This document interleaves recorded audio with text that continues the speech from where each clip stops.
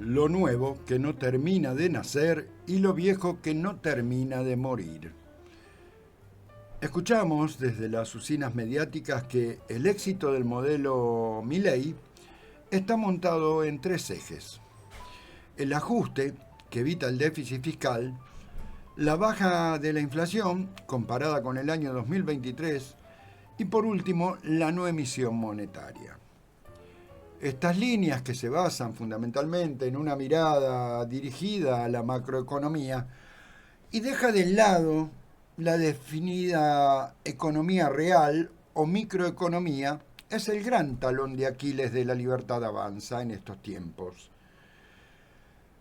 A su vez, tanto a raíz de la vida cotidiana como de los datos nacionales e internacionales oficiales y de organismos como el Observatorio de la Pobreza de la UCA, la Universidad Católica Argentina, como las consultoras que sondean el mercado interno, muestran a las claras la profunda depresión del consumo y la consecuente pérdida de puestos laborales, sobre todo relacionados a la industria.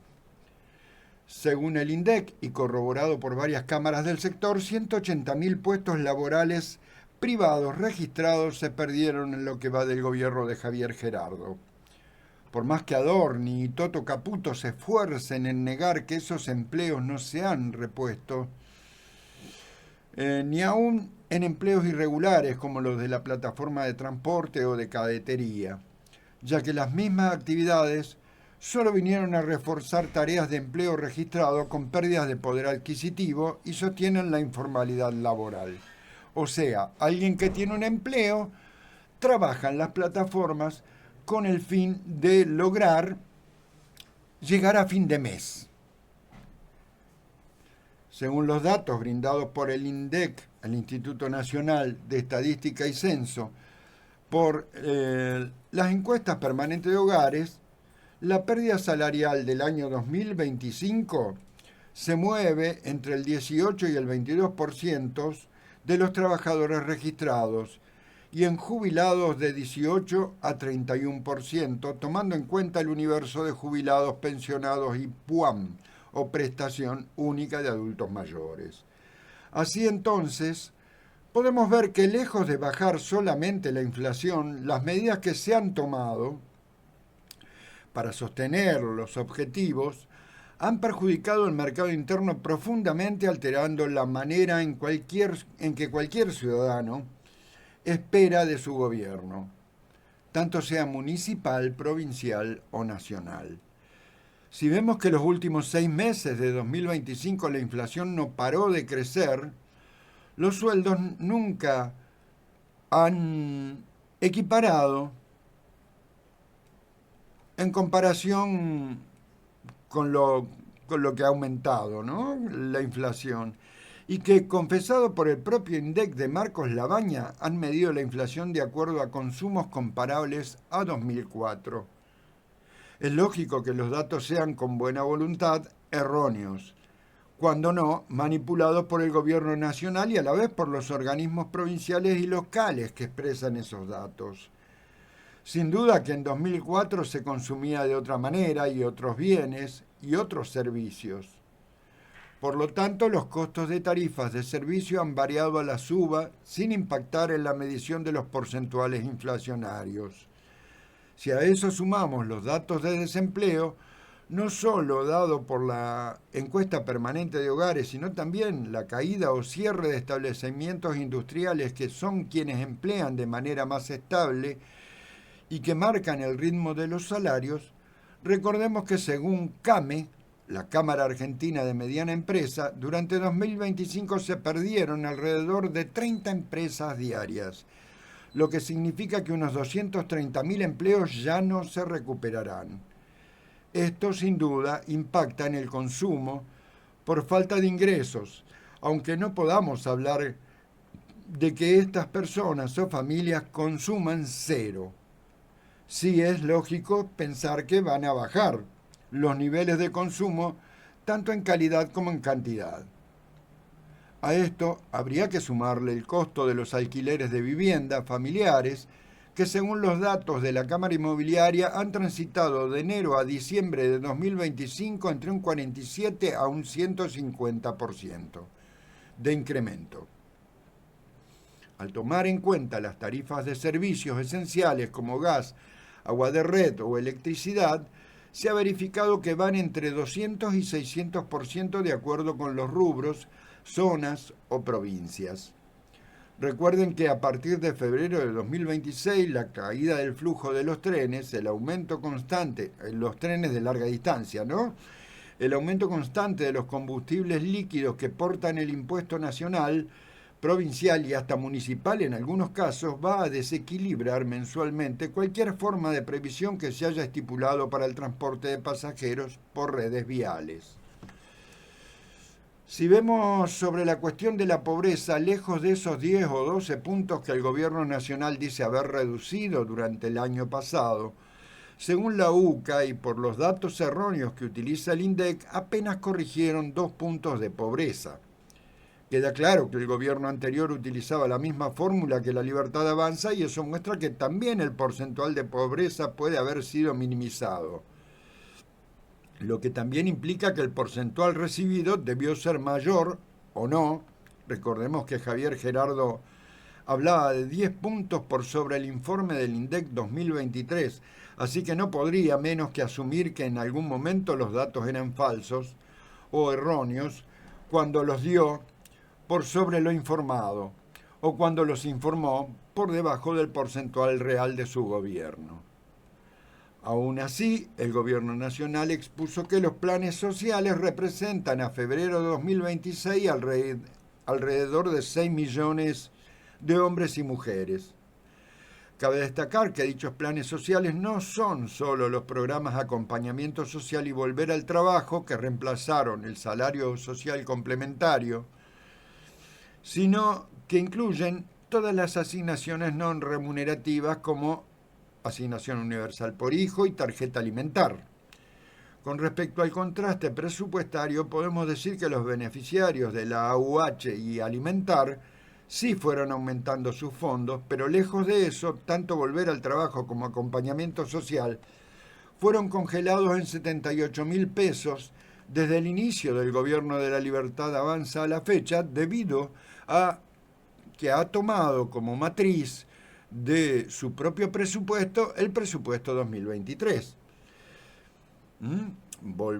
Sumarle al recorte por goteo año a año la posibilidad de que el programa Volver al Trabajo sea finalizado en mayo de 2026, según el decreto 198/2024 y el artículo 6 del anexo primero de la resolución conjunta 1 del 2024, cabe preguntarse entonces, en medio de la intención de aprobar una reforma laboral que pauperiza las relaciones laborales y retrocede los derechos laborales obtenidos por los trabajadores, con la clara visión que muchos de los empleadores no asumen los derechos adquiridos en la nueva forma contractual de plataforma en este momento, el futuro del empleo es bastante difuso o impreciso. Hombres y mujeres de Argentina no tendrán un mercado laboral floreciente con o sin reforma laboral. Si nadie emplea, porque el consumo es mínimo, si nadie invierte, porque la renta es mínima y el riesgo de capital es exigente, si en vez de fomentar la industria competitiva, como intenta Trump, Javier Gerardo y Toto abren las importaciones de productos terminados chinos, europeos o estadounidenses, ¿qué queda para la población económicamente activa de Argentina? Sin empleo no hay ingresos, sin ingresos no hay consumo, sin consumo no hay empleo, y así se retroalimenta negativamente el círculo vicioso de un gobierno que, lejos de pensar en su pueblo, solo evalúa las ganancias y pérdidas de los grandes capitales. Y desgraciadamente la experiencia de Techín, Asindar, las automotrices, las constructoras, las lácteas, ha mostrado que el capital transnacional es privilegiado por Javier Gerardo y Toto bajo el argumento de la competitividad de precios. Entonces, vemos que lo viejo, recordemos que este modelo lo impuso la dictadura militar de 1976 de la mano de Martínez Dios y lo recreó Domingo Cavallo con Menem, no termina de morir. Ante esto, las fuerzas tradicionales no han mostrado la fortaleza suficiente para confirmarse como alternativa.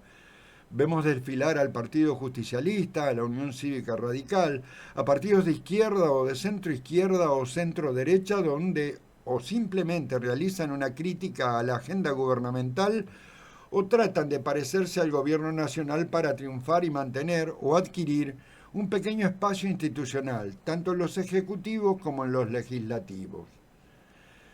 Si en septiembre y octubre de 2025 podemos decir que la sociedad, o al menos un tercio del caudal votante, efectivizó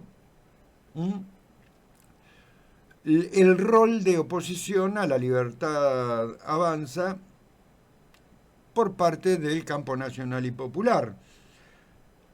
Esa alianza que encabezó el peronismo, pero que tampoco cristalizó en un triunfo por varias causas. La principal para la elección podemos verla en el ausentismo de 12.8 millones de electores que ni siquiera asistieron a votar, de todas las edades y de todas las alas partidarias. Pero la política, ese número debería ser un indicador más preocupante que un puñadito de votos, entre comillas. Habla ese silencio electoral que un tercio de la población votante no asume un rol protagónico por diferentes motivos, obviamente. Pero si tuviéramos que definir uno, diríamos que la alternativa no nace como lo nuevo, por el contrario, o bien solo recrea lo viejo, o bien no se muestra como un horizonte victorioso por falta de osadía de desafiar el establishment.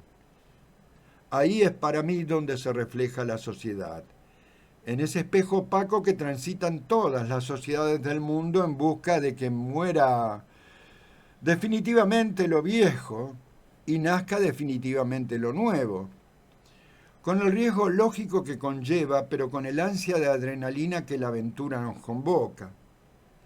El mapa está borroneado y es continuo boceto, sujeto a correcciones.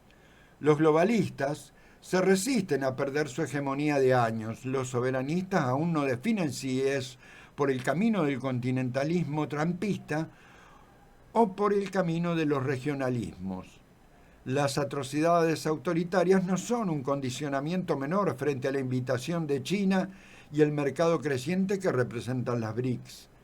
Mientras tanto, los intersticios se pueblan de atrocidades como el secuestro del presidente de Venezuela y su esposa, la continuidad de la guerra entre Rusia y Ucrania, el despertar del cuerno africano, la intención de avanzar en anexiones territoriales de Trump y las amenazas a Irán y el genocidio del pueblo palestino en Gaza. El calor del verano ha sido alterado fuertemente en nuestro territorio por los incendios en el sur, pero también por la baja calificación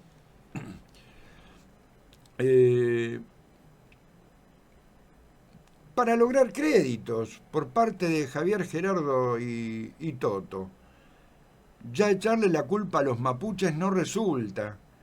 Intentar violar los acuerdos internacionales son una bravuconada por parte de Javier Gerardo. Quitarle al puerto de Ushuaia al gobierno de Tierra del Fuego muestra la hilacha, entre comillas, de la sumisión de la Libertad Avanza para que accedan al Club de Mar-a-Lago los hermanitos presidenciales argentinos. Este 2026 viene con fuego. Entramos en la era de Acuario, dicen, y también dicen que la era de Acuario trae grandes cambios y transformaciones sociales, políticas y económicas. ¿Por qué no revoluciones? Pero habrá que hacerlo. Habrá que dejar de esperar que otro lo haga por nosotros. Desde acá asumimos nuestro compromiso en seguir informando con la veracidad necesaria, sin objetividad, porque nosotros queremos ser parte de esta construcción social que es la realidad y no pensamos que todo es igual, ni que las cosas son así. Por el contrario, sabemos ver las diferencias y creemos que las cosas están así, pero te invitamos a cambiarlas. Buenos días, bienvenidos. Arrancamos el 2026 con 11 años de decir que esto es Vox Populi.